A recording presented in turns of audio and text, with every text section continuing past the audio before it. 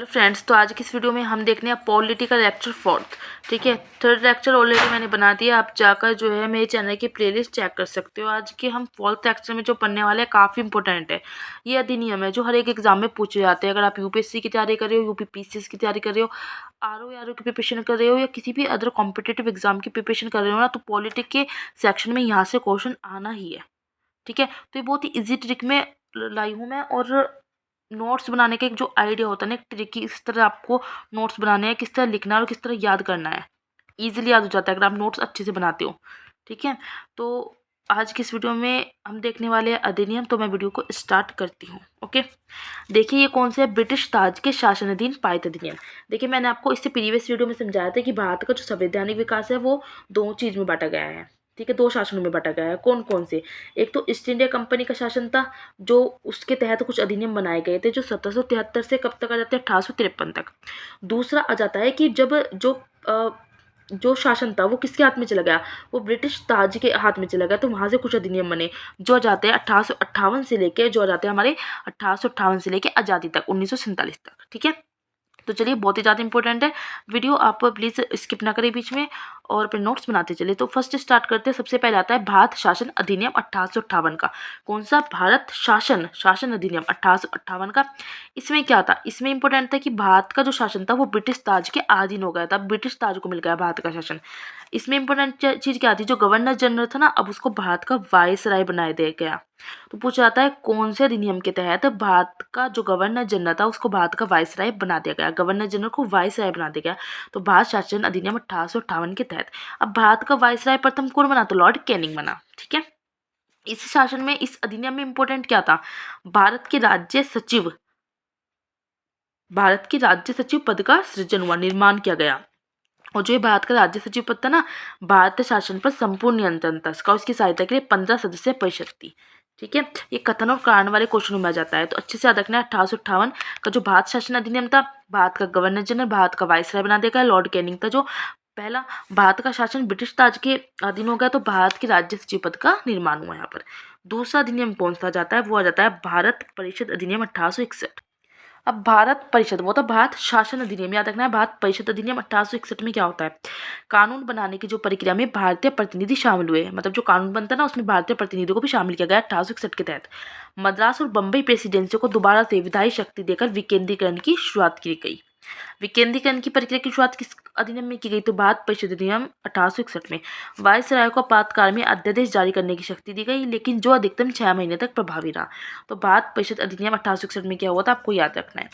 भारत परिषद अधिनियम आ जाता है 1892 का। इसमें क्या हुआ? इसमें केंद्रीय, मतलब केंद्र, और प्रांतीय राज्य, केंद्रीय व प्रांतीय विधान परिषद में सदस्यों की संख्या बढ़ा दी गई। केंद्रीय विधान परिषद के भारतीय सदस्यों को वार्षिक बजट पर बहस करने, क्वेश्चन पूछा गया है कि वार्षिक बजट पर बहस करना जो है किस अधिनियम में कहा गया है, तो चारों अधिनियम दे देगा आपको कोई से भी। तो भारत परिषद अधिनियम 1892 के तहत केंद्रीय विधान परिषद के भारतीय सदस्यों को वार्षिक बजट पर बहस करने और सरकार से 6 दिन के पहले ही नोटिस पर प्रश्न पूछने का अधिकार है। ठीक है, लेकिन इसमें कौन से प्रश्न पूछने का अधिकार नहीं है? पूरक प्रश्न पूछने और मतदान का अधिकार नहीं है। तो पूछा जाता है पूरक प्रश्न पूछने का अधिकार किस अधिनियम में नहीं दिया गया? तो भारत परिषद अधिनियम में नहीं है, लेकिन ये आगे मिल जाता है। ठीक है, ये भारत परिषद अधिनियम जो 1909 का आता है ना, उसमें मिल जाता है। निर्वाचन पद्धति की जो शुरुआत होती है ना, वो भारत परिषद अधिनियम 1892 से होती है। तो 1858 हो जाता है, 1861 और 1892। अब हम आ जाते हैं 1900 वाली लाइन में। ठीक है, तो आ जाता है भारत परिषद अधिनियम 1909। 1909 में इसको कहते हैं मॉलमेंटो सुधार। आपने कई बार पढ़ा होगा नाम ये। मॉलमेंटो सुधार कौन सा है? तो भारत परिषद अधिनियम 1909 वाला। इसमें क्या हुआ? भारतीयों को विधि निर्माण, कानून बनाने का और प्रशासन में प्रतिनिधित्व दिया गया। वायसराय की कार्यकारी परिषद में भारतीयों की पहली बार शामिल किया गया। वायसराय की जो कार्यकारी परिषद थी, काउंसिल, उसमें भारतीयों को पहली बार शामिल किया गया। और पहली बार जो भारतीय शामिल हुआ था वो, उसका नाम पूछा जाता है सत्येंद्र प्रसाद सिन्हा। ठीक है, पूरक प्रश्नों को देखो, पूरक प्रश्न जो है 1892 वाले में नहीं पूछते थे, लेकिन मॉलमेंटो सुधार में पूरक प्रश्न पूछने का भी अधिकार मिल गया। पृथक निर्वाचन हुआ, पूछा जाता है क्वेश्चन, मुस्लिमों के लिए सांप्रदायिक प्रतिनिधित्व हो गया।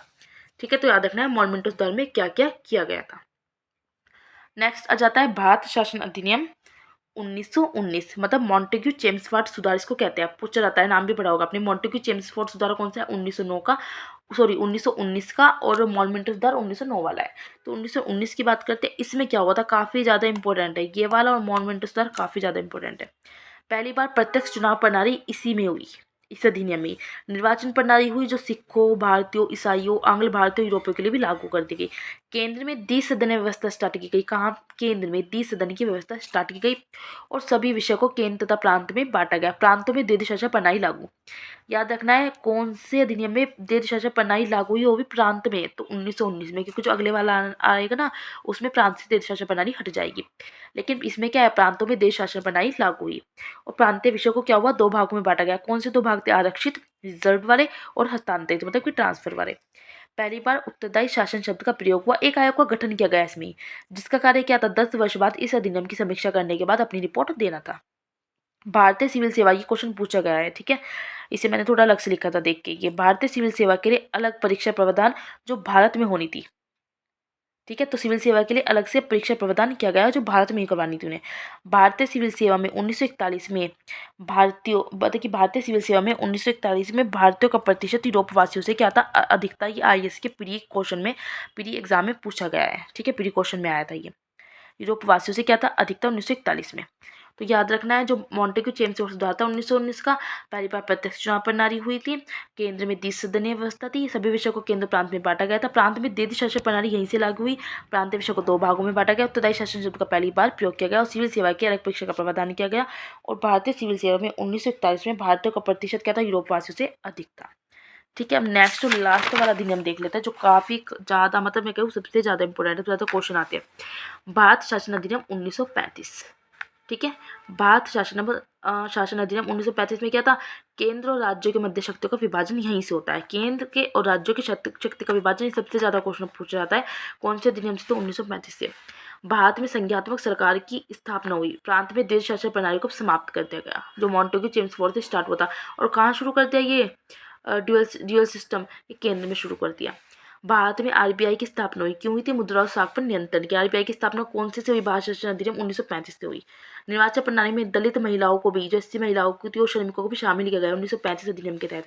1937 में क्या होता है, 1935 में जो 1935 के तहत 1937 में संघीय न्यायालय की स्थापना हुई। ये क्वेश्चन पूछा गया है और संघीय न्यायालय के जो मुख्य न्यायाधीश पूछे गए हैं, मॉरिस गुवेयर, ठीक है। ब्रह्मा को ब्रिटिश भारत से अलग कर दिया गया, ये भी पूछा गया है क्वेश्चन। ब्रह्मा को ब्रिटिश भारत से कब अलग किया गया, कौन से अधिनियम के तहत? 1935 अधिनियम के तहत। दो नए प्रांत बनाए गए, सिंध, उड़ीसा, ठीक है। और कुछ प्रांतों में द्विसदनात्मक व्यवस्था भी लागू की गई। अब क्या हो जाता है, भारत स्वतंत्र हो जाता है। तो भारतीय स्वतंत्रता अधिनियम 1947 ने 15 अगस्त 1947 को भारत को स्वतंत्र और संप्रभु राष्ट्र घोषित किया। अब इसने क्या कहा था, वायसराय का पद समाप्त कर दिया था। दोनों डोमिनियन राज्य में गवर्नर जनरल का पद सृजित करा। वायसराय का पद जो बना था उसको खत्म कर दिया गया और गवर्नर जनरल को पद को वापस निर्माण हुआ। ब्रिटिश शाही उपाधियों से भारत का सम्मान शब्द समाप्ति 1947 के आसपास हुआ। और जो भारत शासन अधिनियम है 1935 के तहत एक चीज और हुई। 1935 अधिनियम में जो अखिल भारतीय महासंघ स्थापित किया गया। 1935 अधिनियम की कुछ इंपॉर्टेंट चीज और है जो मैं आपको बता देती हूँ, क्योंकि क्वेश्चन काफी ज्यादा 1935 वाले से ही आते हैं। संघात्मक सरकार की स्थापना होती है। केंद्र में देश शासन की स्थापना होती है। प्रांतों में देश शासन के स्थान पर क्या जाता है, स्वायत्त शासन, ये पूछा जाता है। प्रांतों में जो ड्यूअल सिस्टम था वो खत्म हो गया, उसकी जगह क्या जाता है, स्वायत्त शासन, याद रखना है। प्रांत में, राज्यों में द्विसदनीय केंद्र विधानमंडल हो जाता है। प्रांतीय शासन व्यवस्था लागू होती है। प्रांतीय विधानमंडल आता है। केंद्र और प्रांत में शक्तियों का विभाजन होता है। ये काफी इंपॉर्टेंट है। फेडरल न्यायालय की स्थापना यहीं से होती है, ठीक है। तो अधिनियम मैंने आपको सारी समझा दी है। जहाँ से मैंने आज आपको वीडियो दिखाई है, समझाई है, मैं वहाँ से आपको नोट्स दिखा देती हूँ। आपको क्या करना है, वीडियो को पॉज करना है और समझना है और अपने नोट्स बनाने हैं। वीडियो अच्छी लगे तो आपको लाइक, शेयर और कमेंट्स करके बताना है। तो वीडियो देख के आपको नोट्स बनाते चलने हैं।